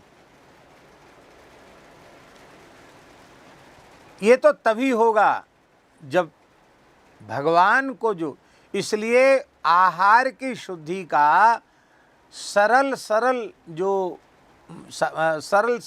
जो बात है वो इतनी ही है आहार शुद्धि की कि जो वस्तु भगवान को भोग लग सकती है वही आहार के रूप में ग्रहण की जाए। जो भगवान को भोग नहीं लग सकती उसको आहार के रूप में न लिया जाए। वैष्णव को अनिवेदित पदार्थ नहीं खाना चाहिए। कहीं कुछ मिठाई मिली उठा के खा लिया, फल मिला उठा के खा लिया, यह एक बहुत बड़ा पाप है। उत्तम से उत्तम पदार्थ हो पहले भगवान को निवेदित कर दो फिर खाओ। बहुत से लोग बड़ी चतुराई खेलते हैं। अरे बोले तुलसी छोड़ के क्या खाना, गुरु महाराज ने गले में तुलसी बांध दी है, जो कुछ खाएंगे मुंह से गले में होकर के जाएगा तो तुलसी तो छू ही जाएगी। तुलसी छू ही जाएगी तो अलग से तुलसी छोड़ने की ज़रूरत नहीं है। तो इस प्रकार का धोखा तुम अपने आप को दे रहे हो, ये अच्छी बात नहीं है। तो ठाकुर जी को क्यों विराजमान कर रखा है? जब ठाकुर जी विराजमान हैं तो विधिपूर्वक भगवान को भोग लगा करके ही पाना चाहिए। और अर्धपाक निवेदित नहीं करना चाहिए। अर्धपाक, यद्यपि ये दोष हम सबसे बन रहा है और ये नहीं होना चाहिए। ये शास्त्र विरुद्ध कर्म हमसे हो रहा है। सारी रसोई एक बार बन जाए और पूरी की पूरी भगवान को भोग लग जाए, उसके बाद किसी को देना। ये नहीं कि थोड़ा सा निकाल के भोग लगा दिया, अब लोग गरम गरम रोटी गरम गरम चीज़ आ रही है लोग खा रहे हैं। कि इसके लिए पुराण में स्पष्ट मना किया गया है। हमारे पास समय कम है, हम कई बार कह चुके हैं, डायरी में भी श्लोक लिखे हुए हैं, हम सुना सकते हैं कि पद्म पुराण में भगवान व्यास ने कहा है इसलिए रसोई में भी भोग, अभी संतों में जो परंपरा रही है, पूरी रसोई बन गई, काम पूरा हो गया, इसके बाद भोग जाता था, ठाकुर जी के मंदिर में थाल जाता और थाल आने के बाद फिर पूरी दाल दाल में मिला दी गई, साग साग में मिला दिया गया, रोटी रोटी, चावल चावल सब मिला दिया, तो वो सब प्रसाद हो गया। एक ये है। दूसरा ये है कि इससे उत्तम पक्ष ये है कि इतने बड़े पात्रों को जितना बना है वो सब का सब भगवान को भोग लगे। आप कहेंगे तो संभव ही नहीं है। आप जगन्नाथपुरी में जाके देख लो, जगन्नाथपुरी में जितना बनता है उसमें से एक कण भी रसोई घर में नहीं रहता, सब मंदिर में पहुंचता है, सब जगन्नाथ जी को भोग लगता है, संपूर्ण भोग लगता है।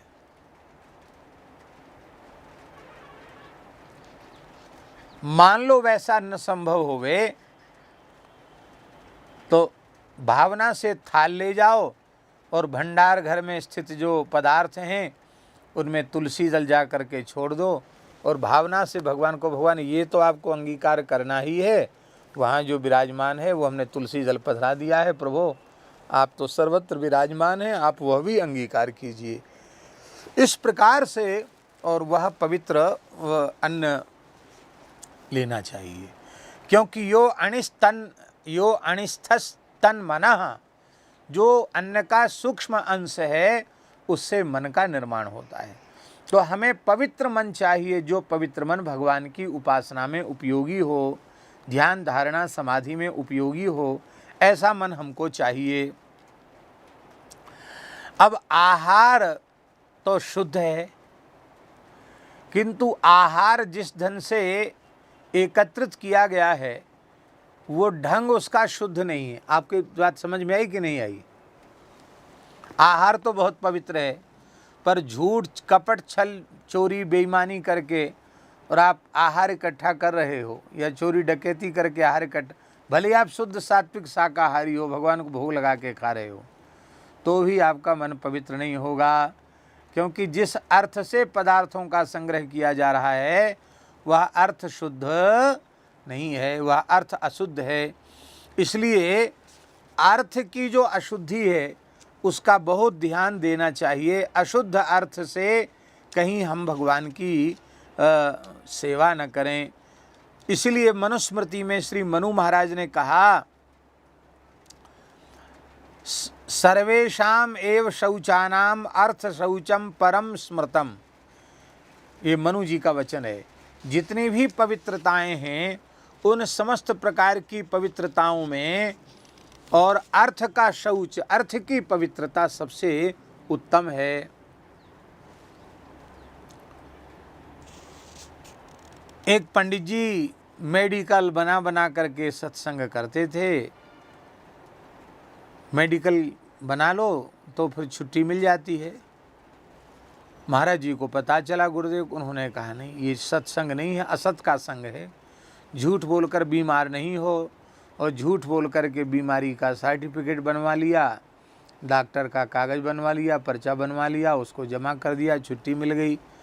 तो बोले महाराज छुट्टी तो निश्चित है, अब आप पधारे क्षेत्र में, कथा सुनना है, आपका संग करना, तो क्या करें? बोले तनख्वाह कटेगी, छुट्टी आपकी ख़त्म है और आप फिर भी चले जाओगे छुट्टी आवश्यक कार्य से, तो क्या होगा? वेतन कटेगी। तो अर्थ का दंड स्वीकार कर लो, वेतन कटे तो कट जाने दो, लेकिन नहीं, झूठ बोल करके बीमार नहीं हो और बीमारी का सर्टिफिकेट बना करके और आप करें, वो ठीक नहीं है।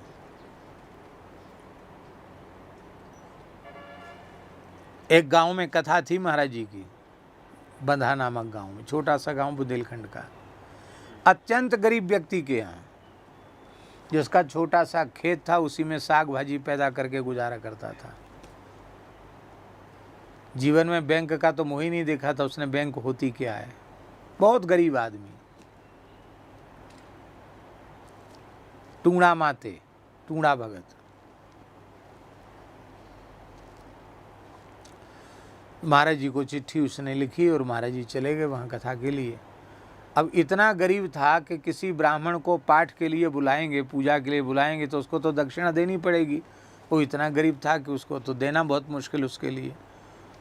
तो पिताजी को महाराज जी ने पत्र लिख दिया कि आप वहाँ आकर के भागवत जी का मूल पारायण करें और पूजा भी करा दें वहाँ आप और आप वहाँ रहें, हम तो आ ही रहे हैं कथा के लिए।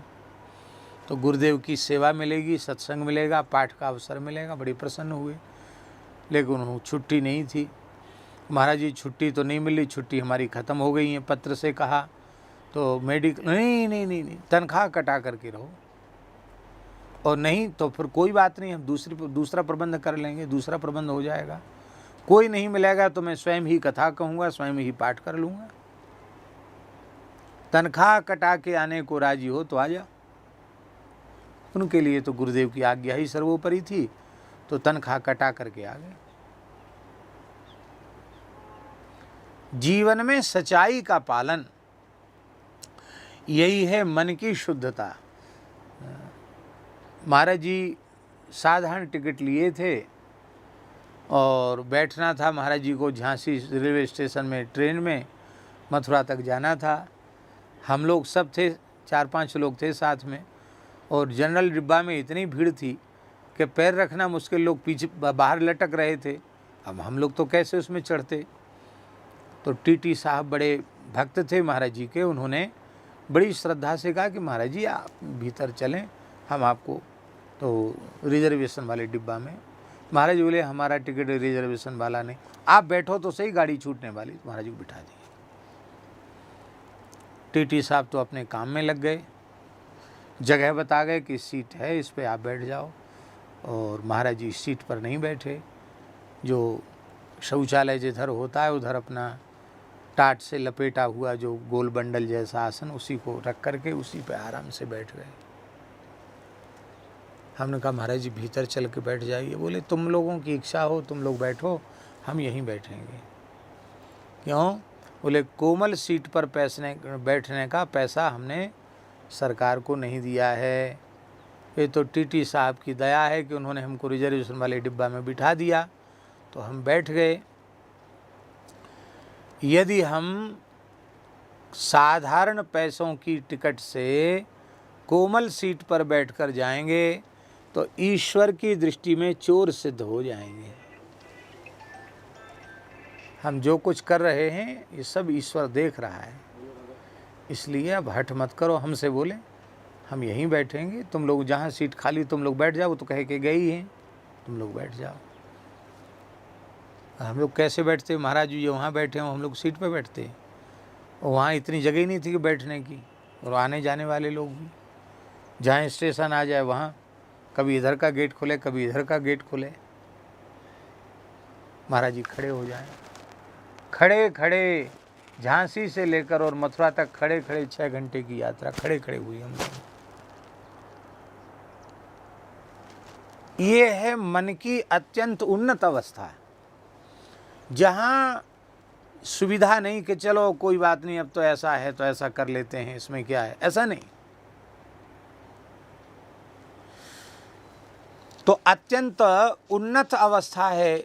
न्यायपूर्वक जो धन होता है, पैदा किया हुआ धन होता, वही पूर्ण शुद्ध होता है।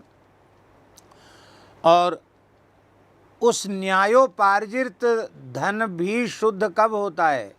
शिव पुराण में लिखा है, न्यायोपार्जित वित्तस्य दशमांशेन धीमतः कर्तव्यो विनियोगश्च ईश्वर प्रीत्यर्थमेव च। धर्म के लिए, ईश्वर प्रीत्यर्थ, ईश्वर की प्रसन्नता के लिए जो कुछ ईमानदारी से आप कमा रहे हो, उसका 10वां अंश आप धर्म कर्म के लिए, ईश्वर की प्रसन्नता के लिए अर्पित कर दो। मान लो आपकी 1000 रुपये की आय है महीने की, तो उसका 10वां अंश कितना हुआ? 100 रुपये हुआ। तो आप यह समझो कि हमको 900 रुपये ही मिल रहे हैं, हमको 1000 रुपये मिल ही नहीं रहे, यही समझो। वो 100 रुपये चाहे जितनी ज़रूरत हो, उस 100 रुपये पर अपना अधिकार मत समझो। समझ गए सुरभीदास जी? कम मिले चाहे ज़्यादा मिले, 10वां अच्छे काम में तुरंत लगा दो, तो कभी जीवन में दुख कष्ट नहीं भोगना पड़ेगा। नहीं तो कहीं ना कहीं से वो धन नष्ट हो जाएगा, पीड़ा लेकर के आएगा, दुख लेकर के आएगा।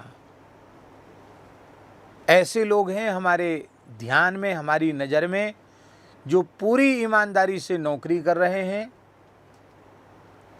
अब तक उनके जीवन में कोई कलंक नहीं लगा और उसमें से भी दशमांश वो गौ सेवा में अर्पित कर रहे हैं। अपने सुरेश जी हैं, दशमांश गौ सेवा में अर्पित करते हैं।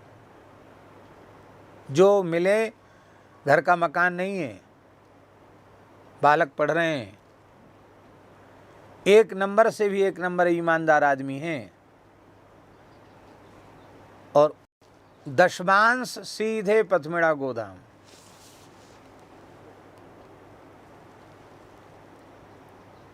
ऐसे अनेक लोग हैं, उनसे हमें प्रेरणा लेनी चाहिए। तो जब न्यायोपार्जित तरीके से हम धन कमाएंगे और उसका दशमांश दे देंगे अच्छे काम में, सबसे अच्छा काम क्या है? वर्तमान में सबसे श्रेष्ठ कर्म है गौ सेवा। ईश्वर की प्रसन्नता का सबसे सरल और सबसे श्रेष्ठ इस समय साधन केवल और केवल भारतीय वेद लक्षणा देसी गोवंश की सेवा, यही ईश्वर की प्रसन्नता का साधन है। यह जो पवित्र भूमि श्री गंगा जी ने कृपा करके प्रदान की है, या श्री उत्तर काशी विश्वनाथ भगवान ने प्रदान की है, अथवा यहाँ के क्षेत्राधिदेवता ने प्रदान की है, इस भूमि का प्रयोजन भी केवल यही है। उसमें मुख्य प्रयोजन है कि भगवान बद्रीनाथ की जो मुख्य नस्ल बद्री गाय है, उस नस्ल की सुरक्षा हो जाए। आप विचार करो, यहाँ से किलोमीटरों ऊपर पहाड़ पर भी संकर जाति का पशु पहुँच गया। अब यहाँ से 8-10 घंटे यात्रा करके पहाड़ पर एक जगह है जहाँ मक्खन की होली होती है जन्माष्टमी के समय पर, और वह यहाँ का उत्तराखंड का इस समय राजकीय पर्व है, और वहाँ सब पशुपालक लोग ही वहाँ रहते हैं। लेकिन दुख की बात है, जहाँ शुद्धतम बद्री नस्ल की गाय थी, वहाँ भी जर्सी पहुँच गई, भैंस पहुँच गई, भेड़ बकरी तो थी ही। तो नस्ल का संहार हो रहा है कृत्रिम गर्भाधान के द्वारा। तो भाव यही है कि इस पवित्र देवभूमि में जो साक्षात भगवान की प्रतीक गाय बद्री नारायण का ही जो स्वरूप है, उस गाय का संरक्षण भी हो और उस गाय का संवर्धन भी हो, और उसी गाय के पवित्र पंचगव्य का प्राशन यहाँ आने वाले लोग नित्य प्रति करें। ऐसा कभी भगवान अवसर देवें कि जो एक रात्रि भी रुके, जो संत आवे, ब्रह्मचारी हो, सबको सर्वप्रथम पंचगव्य प्राशन करने का अवसर मिले। ब्रह्मचारी इस पर्वतीय क्षेत्र के विप्र बालक जो अर्थ के अभाव के कारण पढ़ नहीं पा रहे हैं, उनको उत्तम संस्कार युक्त शिक्षा विप्र बालकों को प्राप्त हो। वे भी बटुक ब्रह्मचारी के वेश में मौंजीय व्रत धारण करके पलाश दंड लेकर के ऐसा एक छोटा मोटा गुरुकुल यहाँ स्थापित हो। गौ की सेवा, बटुक ब्राह्मणों के निर्माण के द्वारा ब्रह्मचारी ब्राह्मणों की सेवा, और आए गए अतिथि संतों की सेवा, और सर्वस्याभ्यागतो गुरु, भूखा प्यासा कोई भी मनुष्य आया है वह हमारा अतिथि है, भगवान का स्वरूप है, गुरु स्वरूप है। कोई भी यहाँ से बिना खाए न जाए, भूखा न जाए। यही तो प्रयोजन है। और क्या प्रयोजन है? जमीन तो जमीन के स्थान पर रहेगी, ना आज तक कोई ले गया छाती पे धर के, न कोई ले जाएगा आगे। हमसे पहले कोई ले गया होता तो हम भी ले जाते, न कोई लेके गया, न कोई लेके जाना है। पर इस अच्छी पवित्र भूमि का प्रयोजन यही है कि यहाँ भगवान विराजें, संत विराजें, ब्राह्मण विराजें, गौ विराजें, और ऐसा यह उपासना का धर्म का केंद्र बने कि सनातन धर्म की रक्षा यहाँ बैठकर साधन पूर्वक, धर्माचरण पूर्वक, वर्णाश्रम व्यवस्था का समादर करते हुए और सनातन धर्म की सुरक्षा हो। यही भाव है। तो इस प्रकार से दशमांश अर्पित कर देना चाहिए। भगवान 5 रूपों में स्थित हैं। 5 रूप कौन कौन हैं? एक है पर, दूसरा है व्यूह, मम प्रकाराः पंचेति प्राहुर्वेदांत पारगाः परो व्यूहश्च विभवो नियंता सर्वदेहिनाम। ये सब पर, व्यूह, विभव, अंतर्यामी और अर्चावतार, ये 5 स्वरूप भगवान के कहे गए हैं। और इन 5 स्वरूपों में सबसे सुलभ स्वरूप है अर्चावतार। जो पर स्वरूप है वही विभव है, जो विभव है वही व्यूह है, और जो व्यूह है पर विभव व्यूह है वही अंतर्यामी है, और जो अंतर्यामी है वही अर्चावतार है। शालिग्राम शिला के रूप में कहो अथवा भगवान के विग्रह के रूप में कहो, वो साक्षात भगवान का अर्चावतार है। प्रत्येक साधक को, शरणागत भक्त को, वैष्णव को अर्चावतार अवश्य विराजमान करके रखना चाहिए और भोग लगा करके ही पाना चाहिए। अर्चावतार प्रतिमाष्ट विधा स्मृता, अष्टविधा प्रतिमा है, उसमें लेख्या भी है, लेप्या भी है, सैकती भी है। तो किसी चित्र छवि को भी पास में रखना ये भी पूजा का सरल प्रकार है। पूजा की पोथी में ठाकुर जी का चित्रपट, गुरु महाराज का चित्र, आचार्य का चित्रपट रख लिया, और जो कुछ अलग से सेवा पूजा नहीं रख सकते उसका सरल साधन ये भी है। वो भी भगवान का साक्षात स्वरूप है, क्योंकि वो भगवान का और शालिग्राम स्वरूप हो, तब तो कहना ही क्या है। बोलो भक्तवत्सल भगवान की। तो पर, विभव, व्यूह, अंतर्यामी, अर्चावतार, इसकी विस्तृत व्याख्याएं हैं, और अन्य प्रकरणों में हम उनकी विस्तृत व्याख्याएं कर चुके हैं, इसलिए हम उसकी व्याख्याएं नहीं करेंगे। इसी में अंशावतार, कलावतार, अंशांशावतार, अंशवशावतार, विभवावतार, ये अनेक प्रकार के भेद इसमें दिए गए हैं, और उनकी अनेक बार अन्यत्र प्रवचनों में हमने इनकी चर्चा, श्रीमद् भागवत आदि के प्रवचन में भी इनकी चर्चा हम कर चुके हैं। भगवान के अवतार का प्रयोजन जीव कर्म के अधीन होकर के पैदा होता है, उत्पन्न होता है, पर भगवान कर्म के अधीन होकर उत्पन्न नहीं होते हैं। वो कर्म बंधन में बंधे हुए जीवों को कर्म बंधन से मुक्त करने के लिए प्रकट होते हैं।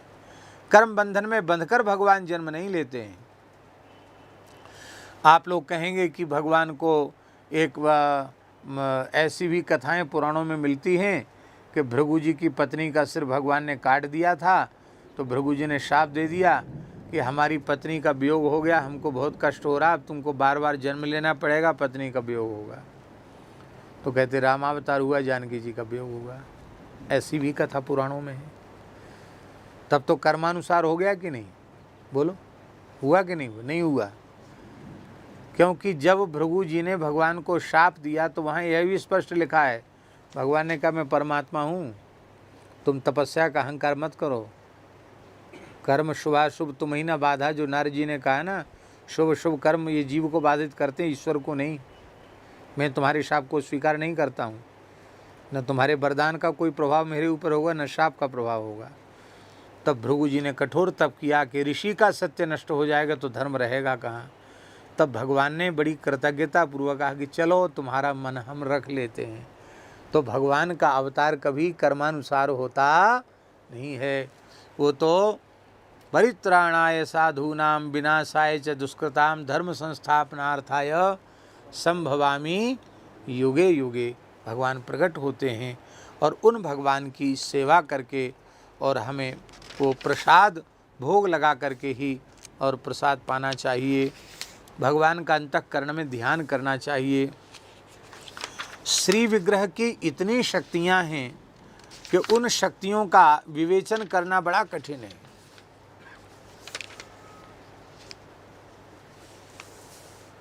बहुत विलक्षण है उसका। उस अर्चावतार की चर्चा हम कल करेंगे, क्योंकि आज समय हो गया। वो एक विशेष बात है। अच्छा, एक बात हम आपसे पूछें कि आप पहाड़ी क्षेत्र में चढ़ रहे हों ऐसे ऊपर, और आपके साथ साथ शालिग्राम जी ऊपर तक चढ़ें, आप विश्वास कर सकते हैं? मर्यादा के कारण उन महात्मा का हम नाम नहीं ले रहे हैं। हमारे बड़े प्रेमी महात्मा हैं, उनके पास एक शालिग्राम जी हैं। वो घूमने गए, ऋषिकेश की बात है, पहाड़ पर घूमने जा रहे थे तो उन्होंने देखा कि गोल गोल श्याम वर्ण के स्वरूप, और वो चढ़ रहे हैं जैसी तेजी से ऊपर, उनके साथ ही रोड पे चढ़ रहे हैं। तो बड़ा आश्चर्य हुआ कि ये गोल पाषाण है तो इधर नीचे की ओर जाना चाहिए, ऊपर से कहीं से आया, ये ऊपर कैसे चल रहा है। ऊपर गए और ऊपर गए तो ऊपर गया, नीचे गए तो साथ साथ नीचे। अब पाषाण लुढ़केगा तो अपनी गति से लुढ़क के जाएगा, आपकी गति पीछे पीछे चलेगा। तो आश्चर्यचकित हो गए महात्मा, उन्होंने उनको उठा लिया तो दूसरे महात्मा को दिखाया। वो सन्यासी महात्मा थे, दूसरे महात्मा को जिनको दिखाया, स्वामी राघवानंद जी। अरे बोले ये तो शालिग्राम भगवान है। आप विश्वास नहीं करोगे, आजकल लोग ऐसी बातों पे विश्वास नहीं करते हैं। सच्ची घटना है, बिल्कुल सच्ची घटना। उन्होंने रख लिया, सेवा करने लगे। एक दिन उनका मन हुआ कि अरे भाई हमसे सेवा वेवा बनती नहीं है, और ये शालिग्राम जी किसी सेवा करने वाले को दे देते हैं।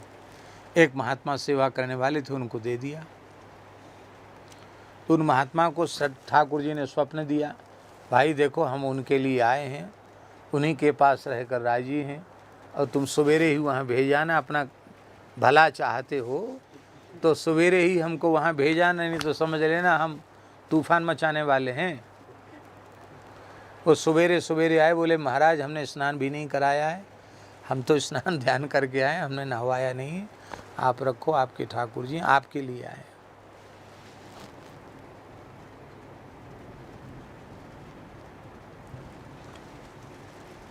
हम कहने का आशय ये है कि पाषाण नहीं है, साक्षात भगवान हैं।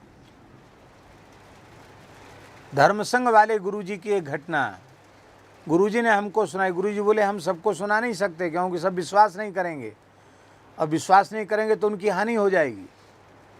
वो ठाकुर जी की सेवा कर रहे थे गुरुजी मंदिर में, अपने घर के मंदिर में। तो शालिग्राम जी को ऐसे सिंहासन से उठाया और स्नान की थाली में उनको तांबे के परात में विराजमान कराना चाहते थे। वृद्ध तो थे ही गुरुजी, तो शालिग्राम जी उनके हाथ से छूट गए। अब छूट गए तो स्वाभाविक है कि इतने ऊपर से नीचे छूटेंगे तो कुछ भी हो सकता है, खंडित भी हो सकते हैं, चोट लग सकती भगवान। तो उनका हृदय कांप गया, अरे भगवान को चोट लग जाएगी। तो भगवान ऊपर से आए तो सही, आए और थाल में जो तुलसी जल था उसका स्पर्श करके फिर उठे और सिंहासन में अपने स्थान पर बैठ गए।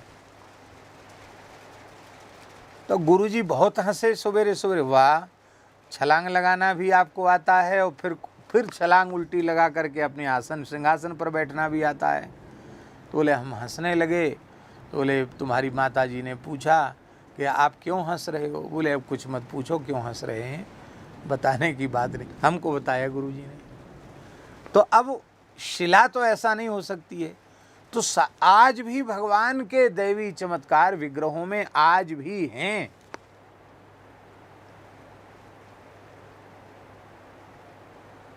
आज भी चमत्कार है।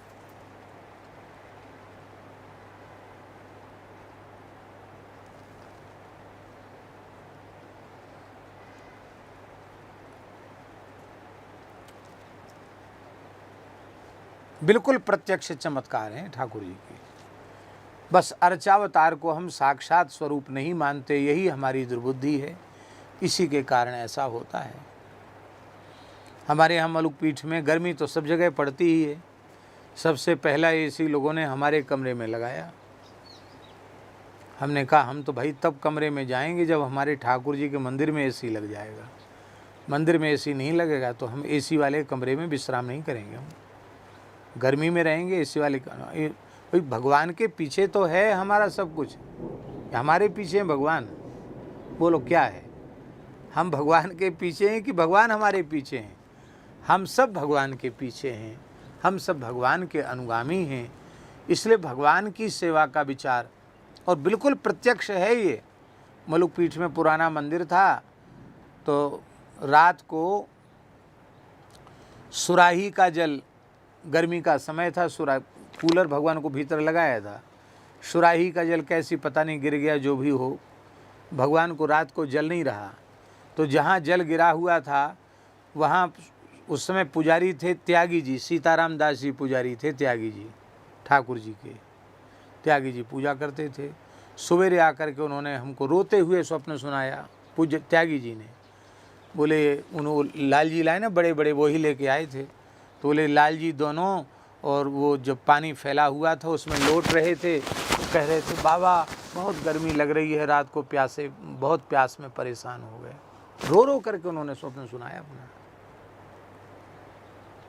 तो बोले हमने जा करके देखा तो सुराही का जल फैला पड़ा था, और भगवान के पात्र में हम जल रखना भूल गए थे। सरस कुंज है, वहाँ ठाकुर जी के स्वरूप में जो उनकी चित्र छवि है, उनके पीछे एक फूल चिपका रह गया। तो ठाकुर जी ने आचार्य चरण से शिकायत कर दी कि हमको रात को नींद नहीं आई, हमारी आसन आपने ठीक नहीं किया, हमारे कुछ चुभ रहा था पीठ में, देखो घाव हो गया। देखा तो एक सूखा फूल था।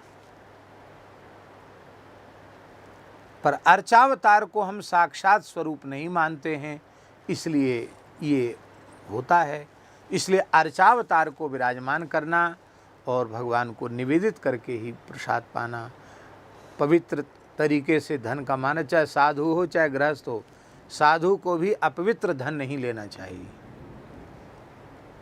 ऊटपटांग काम करके जो धन कमाते हैं उनका धन साधुओं को भी नहीं लेना चाहिए, ब्राह्मणों को भी नहीं लेना चाहिए।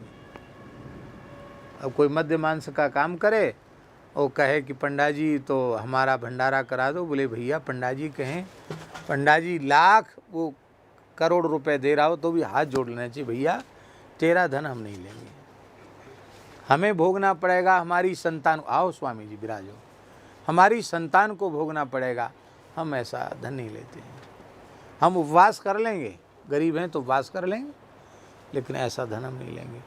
लेकिन इसमें चूक हो रही है, साधुओं की भी चूक हो रही है, ब्राह्मणों की भी चूक हो रही है।